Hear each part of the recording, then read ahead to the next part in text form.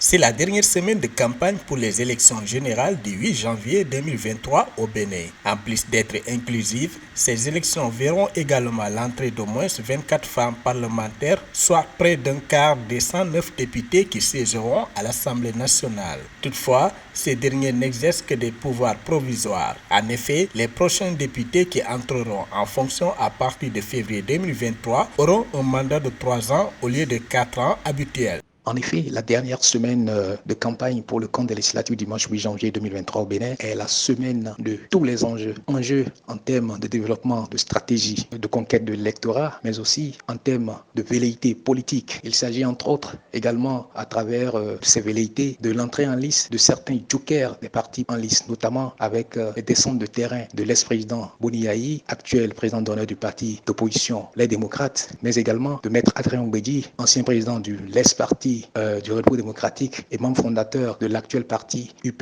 Le Renouveau.